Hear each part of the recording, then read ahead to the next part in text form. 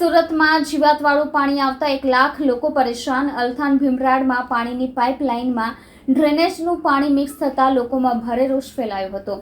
પાણી સમિતિના ચેરમેનના વિસ્તારમાં જ દૂષિત પાણી મળતું હોવાની ફરિયાદ મળી છે। ઉનાળો શરૂ થતાં જ શહેરમાં ઘણા વિસ્તારોમાં ગંદુ પાણી આવવાની ફરિયાદો ઉઠતી હોય છે। થોડા દિવસ પહેલા જ પાલભાઠા વિસ્તારમાં ગંદુ પાણી આવવાની ફરિયાદો આવી હતી અને હવે અલથાણ અને ભીમરાડ વિસ્તારમાં છેલ્લા 3 દિવસથી લોકોને ગંદા અને દુર્ગંધયુક્ત પીવાના પાણીની સમસ્યા ભોગવવી પડી રહી છે।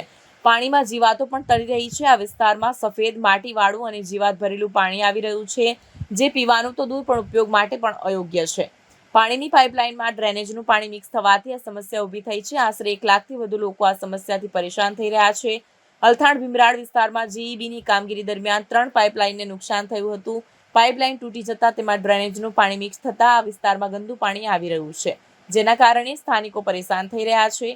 અત્રે ઉલ્લેખનીય છે કે ગઈકાલે જ પાણી સમિતિની મીટિંગ મળી હતી, જેમાં પાણી સમિતિના અધ્યક્ષ હિમાંશુ રાવલજીએ લીકેજ સંબંધિત ફરિયાદો પર 24 કલાકમાં કાર્યવાહી કરવાની ખાસ સૂચના આપી હતી। કોઈપણ વિસ્તારોમાં પાઇપ તૂટી જાય અથવા લીકેજ થાય તો તરત જ રિપેર અને પાણીના નમૂનાઓનું પરીક્ષણ કરવાનું આયોજન અમલમાં મૂકવામાં આવ્યું છે, પરંતુ 24 કલાક બાદ પણ લોકોને સારું પીવાનું પાણી મળી રહ્યું નથી, જે હકીકત છે।